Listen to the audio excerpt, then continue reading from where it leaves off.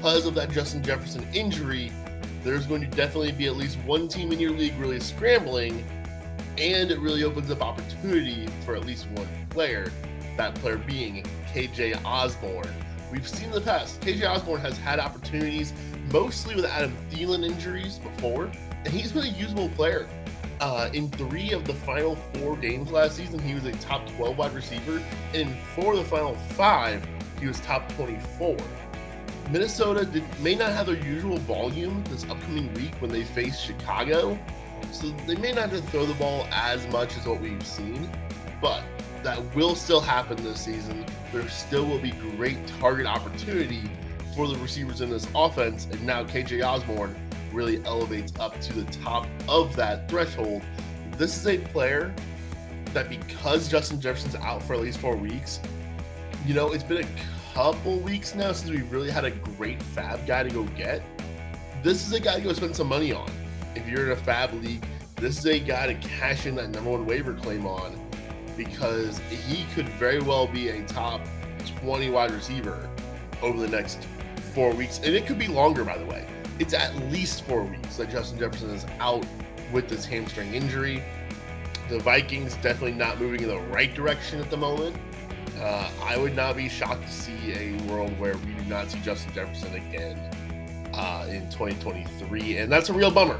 And I think that, maybe there's a lesson to be learned here, as for the second year in a row, as kind of as a unit, as a group, everyone kind of ranked a player ahead of Christian McCaffrey, partly because of safety.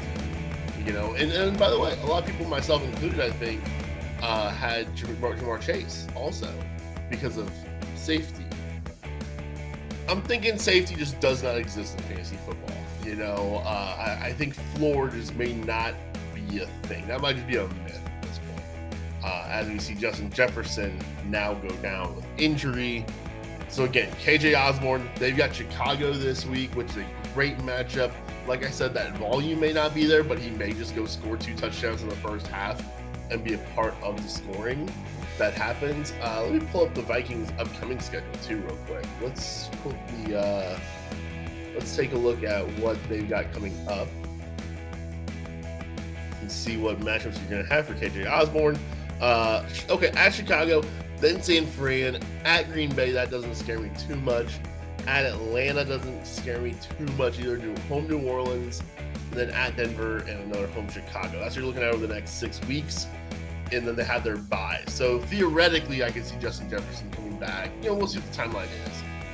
That part has not yet really came out, but those are the next 6 weeks. It's not a pristine schedule for Minnesota, but it definitely is not one to go run away scared for.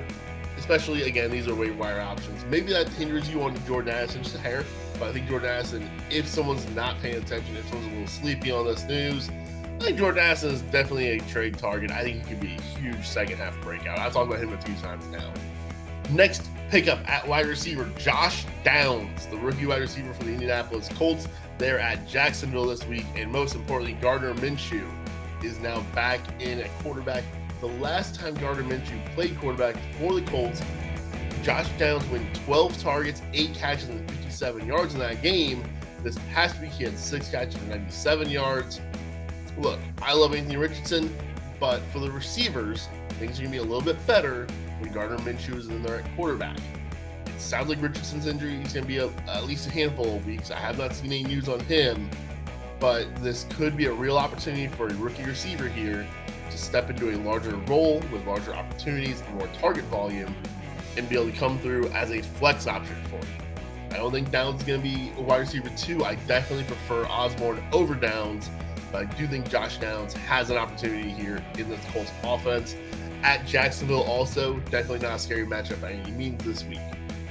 Next up, in my final wide receiver for the morning, is Josh Reynolds. We've talked about him a couple times on the waiver wire show because you kind of feel he's going a little up and down on a little bit of a roller coaster here. But actually, he's been a little steady. He had that week 3 stinker when he was dealing with that hamstring injury and didn't even draw a target. But outside of that game, he has at least 66 yards in every game this season. And much like how Justin Jefferson getting injured will lead to more opportunities for KJ Osborne, we just saw injury to Amon-Ra St. Brown and Jahmyr Gibbs lead to more opportunities for Josh Reynolds. So if he's going to be the top target out wide for this offense for Jared Goff, I think there is a great opportunity for Josh Reynolds to once again be a pick up and play option for you. They're at Tampa this week. That matchup does not scare me in the slightest. I would happily pick up and use Josh Reynolds this week as a flex option.